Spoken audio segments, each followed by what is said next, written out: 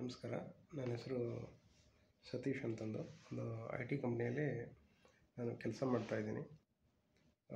ಈ ವಿಡಿಯೋ ಮಾಡೋ ಉದ್ದೇಶ ಏನಂದರೆ, ಈಗ ನೀವು ಕೇಳಿರಬೇಕು ನ್ಯೂಸಲ್ಲಿ, ಈಗ ಬಹಳಷ್ಟು ಐ ಟಿ ಕಂಪ್ನಿಗಳು ಅವರ ಎಂಪ್ಲಾಯ್ಗಳಿಗೆ ಏನು ಈ ವರ್ಷದ 2025 ಅಪ್ರೈಸಲ್ ಲೆಟ್ರ್ ಏನು ಕೊಡಬೇಕಾಗಿತ್ತು ಅವನ್ನೆಲ್ಲ ಹೋಲ್ಡ್ ಮಾಡಿವೆ.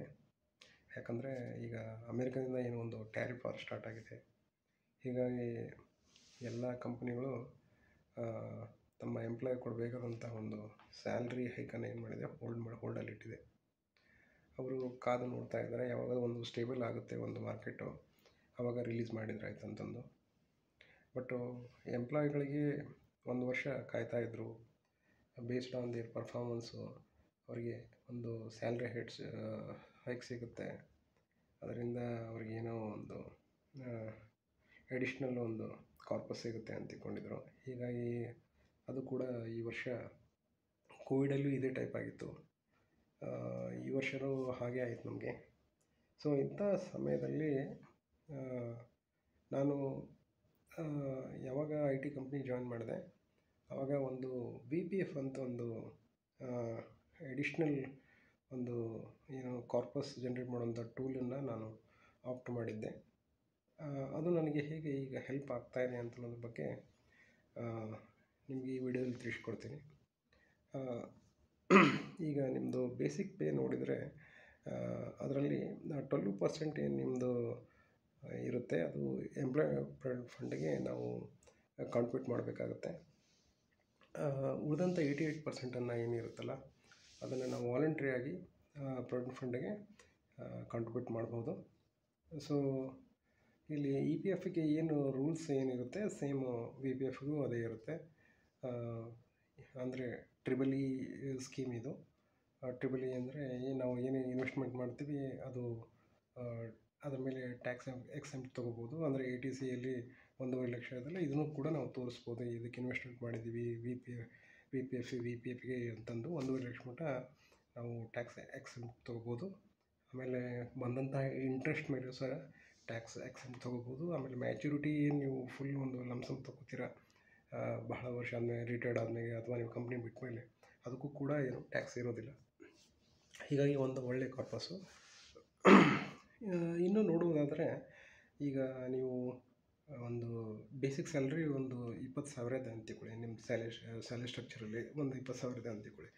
ಅದರಲ್ಲಿ 12% ಏನು ಮಾಡಿದ್ರೆ EPFಗೆ ಮಾಡ್ತೀರಿ. ಉಳಿದಂತಹ 88% ಏನಿರುತ್ತೆ ಅದನ್ನು ಕೂಡ ನೀವು ಕಾಂಟ್ರಿಬ್ಯೂಟ್ ಮಾಡಿದರೆ, 88% VPFಗೆ ಕಾಂಟ್ರಿಬ್ಯೂಟ್ ಮಾಡಿದರೆ, ಒಂದು 10 ಇಯರ್ಸ್ ಆದಮೇಲೆ ನಿಮಗೆ ಪ್ರತಿ ವರ್ಷ ಒಂದು 2 ರಿಂದ 3 ಲಕ್ಷ ಇಂಟ್ರೆಸ್ಟೇ ಜನ್ರೇಟ್ ಆಗುತ್ತೆ.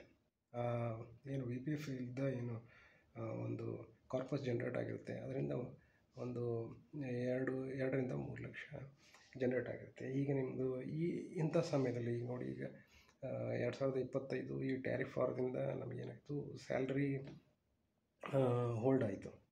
ಅಂದರೆ ಸ್ಯಾಲ್ರಿ ಹೋಲ್ಡ್ ಅನ್ನೋಕ್ಕಿಂತ ಇನ್ಕ್ರಿಮೆಂಟ್ ಹೋಲ್ಡ್ ಆಯಿತು. ಸೊ ಈ ಸಮಯದಲ್ಲಿ ನಾವು ಈಗ ದೊಡ್ಡ ದೊಡ್ಡ ಕಂಪ್ನಿಯಲ್ಲಿ ಏನು ಇನ್ಕ್ರಿಮೆಂಟ್ ಅಂದರೆ, ಈಗ ದೊಡ್ಡ ದೊಡ್ಡ ಕಂಪ್ನಿಯಲ್ಲಿ 8 to 12% ಇರುತ್ತೆ. ಅಂದರೆ ನೀವೇನು ಪ್ರಮೋಷನ್ ಆದರೆ ಒಳ್ಳೆಯ ಒಂದು ಹೈಕ್ ಇರುತ್ತೆ, ಅಥವಾ ಜಸ್ಟು ನಿಮ್ಮ ಸ್ಯಾಲ್ರಿ ಹೈಕ್ ಅಂತಂದರೆ ಅದೇ 8 to 12% ಇರುತ್ತೆ. ಸೊ ಬಟ್ ನೀವು ಇದ್ದಂತಹ ಸ್ಯಾಲ್ರಿ ಒಳಗೆ ಇದು VPF ಒಂದು ಟೂಲ್ ಯೂಸ್ ಮಾಡಿಕೊಂಡು ಇನ್ವೆಸ್ಟ್ಮೆಂಟ್ ಮಾಡಿದರೆ ಏನಾಗುತ್ತೆ, ಪ್ರತಿ ಒಂದು ವರ್ಷಕ್ಕೆ ನಿಮಗೆ 4 to 5% ಆ ಕಾರ್ಪಸ್ ಮೇಲೆ ಪ್ರತಿ ವರ್ಷ ಅದೇನಾಗುತ್ತೆ, ಕಂಪೌಂಡ್ ಇಂಟ್ರೆಸ್ಟ್ ಆಗ್ತಾ ಆಗ್ತಾ ಅಲ್ಲೇ 4% 5% ನಿಮ್ಗೆ ಅಲ್ಲೇ ಸಿಕ್ಬಿಡುತ್ತೆ. 3 to 4% ಅಂಕರೆ ಸಿಗುತ್ತೆ. ಸೊ ಇದು ಗ್ಯಾರಂಟೀಡ್. ನಿಮ್ಮದೊಂದು ಈಗ ಒಂದು 16 ಅಥವಾ 18 ಪ್ಯಾಕೇಜ್ ಇದೆ ಅಂತ ತಿಳ್ಕೊಳ್ಳಿ. ಓಕೆ, ಒಂದು 10 ಇಯರ್ಸ್ ಆದಮೇಲೆ ಇದು ಇಂಟ್ರೆಸ್ಟೇ ಒಂದು 3 to 4 ಲ್ಯಾಕ್ ಆಯಿತು ಅಂದರೆ ನಿಮ್ದು ಎಷ್ಟಾಯಿತು, 22 ಲಕ್ಷ ಆಯಿತಲ್ಲ ಒಂದು CTC. ಸೊ ಈ ಟೈಪು ನೀವು ಲಾಂಗ್ ಟರ್ಮ್ ಆಗಿ ಇದನ್ನು ಈ ಟೂಲ್ ಯೂಸ್ ಮಾಡ್ಕೊತಾ ಹೋದರೆ, ಓಕೆ, ಒಂದು ಸರಿ ನಿಮಗೆ ಸ್ಯಾಲ್ರಿ ಹೈಕು ಎಲ್ಲ ಚೆನ್ನಾಗಿದೆ, ಏನು ಈ ಟೈಪು ಟ್ಯಾರಿಫು ಏನು ತೊಂದರೆ ಇಲ್ಲ, ಮಾರ್ಕೆಟ್ ಫ್ಲಕ್ಚುಯೇಷನ್ ಇಲ್ಲ ಅಂತಂದರೆ ಅದು ಒಂದು 4% ಅಥವಾ 6% ಅಥವಾ 8% depending upon your performance, depending upon your band ಮೇಲೆ ಏನು ಸ್ಯಾಲ್ರಿ ಇನ್ಕ್ರಿಮೆಂಟ್ ಕೊಡ್ತಾ ಇರ್ತಾರೆ. ಅದ್ರ ಜೊತೆಗೆ ಇದು BPF ಅನ್ನೋ ಒಂದು ಟೂಲಿಂದ ಏನು ಇಂಟ್ರೆಸ್ಟ್ ಜನ್ರೇಟ್ ಆಗಿರುತ್ತೆ, ದಟ್ ಈಸ್ ಆಲ್ಸೋ ನಿಮಗೆ 3 to 4% ಒಂದು ಸ್ಯಾಲ್ರಿ ಕಂಪೋನೆಂಟಲ್ಲಿ. ಅಂದರೆ ಇದು ನೀವು ಸ್ಯಾಲ್ರಿ ಪ್ರತಿ ತಿಂಗಳೇ ವಿತ್ಡ್ರಾವಲ್ ಮಾಡೋಕ್ಕೆ ಬರೋದಿಲ್ಲ. ಬಟ್ ನಿಮಗೆ ರಿಟೈರ್ಮೆಂಟು ಅಥವಾ ಕಂಪ್ನಿ ಬಿಡಬೇಕು, ನನಗೆ ಬೇಡಪ್ಪ ಸಾಕು ಕೆಲಸ ಅಂತಂದಾಗೆ ಅದು ಒಂದು ಒಳ್ಳೆ ಕಾರ್ಪಸ್ ಜನ್ರೇಟ್ ಆಗುತ್ತೆ ಅಂತ ನಾನು ಅಂದ್ಕೊಂಡಿದ್ದೀನಿ. ಇನ್ನೊಂದು BPF ಬಗ್ಗೆ ಏನು ಹೇಳಬೇಕಂತಂದರೆ, ಈಗ BPF ಇದನ್ನು ಕೆಲವೊಂದು ಕಂಪ್ನಿಗಳು ಆಟೋಮೆಟಿಕ್ಕಾಗಿ ಅವರ ಕಂಪ್ನಿ ವೆಬ್ಸೈಟಲ್ಲಿ ಇರ್ತವೆ. ಕೆಲವೊಂದು ಸರಿ ನಾವು ಫೈನಾನ್ಸ್ ಟೀಮ್ನ ಡಿಸ್ಕಸ್ ಮಾಡಿ HR ಅಥವಾ ಅವ್ರಿಗೆ ಮೇಲ್ ಹಾಕಿ ನಮಗೂ BPF ಎನೇಬಲ್ ಮಾಡಿ ಅಂತ ಹೇಳಬೇಕಾಗುತ್ತೆ.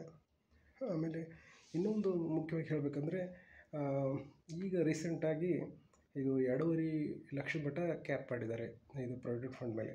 ಮೊದಲೇಕೆಲ್ಲ ಆ ಟೈಪ್ ಇದ್ದಿಲ್ಲ. ಎಷ್ಟು ಬೇಕಾದಷ್ಟು ಅದು ನಿಮ್ಮದು ಬೇಸಿಕ್ ಪೇ ಅಷ್ಟು ಪ್ರಾವಿಡೆಂಟ್ ಫಂಡಿಗೆ ಇದು ಮಾಡಬೇಕಿತ್ತು. ಬಟ್ ಆ ಲೂಪ್ ಹೋಲನ್ನು ಕಂಡುಹಿಡಿದವ್ರು ಏನು ಮಾಡಿದರು, ಇದನ್ನು ಪ್ರತಿ ಫೈನಾನ್ಷಿಯಲ್ ಇಯರ್ಗೆ 2.5 ಲಕ್ಷ ಅಂತಲೇ ಮಾಡಿದ್ದಾರೆ.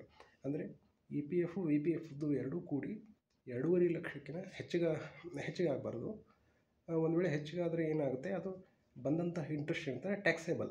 ಅಂದರೆ ಈಗ 2.5 ಲಕ್ಷದ ಮಟ್ಟ ಏನು ಇಂಟ್ರೆಸ್ಟ್ ಬರುತ್ತೆ ಅದಕ್ಕೆ ಟ್ಯಾಕ್ಸ್ ಇರೋದಿಲ್ಲ. ಒಂದು ವೇಳೆ ನೀವು 3 ಲಕ್ಷ ಆದ ಅಂದ್ಕೊಳ್ಳಿ, ಎಕ್ಸ್ಟ್ರಾ ಏನು 50,000 ಹಾಕಿದ್ರಲ್ಲ, ಅದಕ್ಕೆ ಕಂಟ್ರಿಬ್ಯೂಟ್ ಮಾಡಿದಾರಲ್ಲ, ಆ 50,000 ಮೇಲೆ ಬಂದಂಥ ಇಂಟ್ರೆಸ್ಟ್ಗೆ ಏನು ಟ್ಯಾಕ್ಸೇಬಲ್ ಇರುತ್ತೆ. ಸೊ ಹೀಗಾಗಿ ಒಂದು BPF ಅನ್ನೋದು ಒಂದು ಆಲ್ಟರ್ನೇಟ್ ಟೂಲು, ಒಳ್ಳೆ ಟೂಲ್ ಅನಿಸುತ್ತೆ ನನಗೆ. ಸೊ ಇದು ಒಳ್ಳೆ ಟೂಲು, ನೀವು ಬೇಕಾದ್ರೆ ಯೂಸ್ ಮಾಡಿ. Okay, thank you.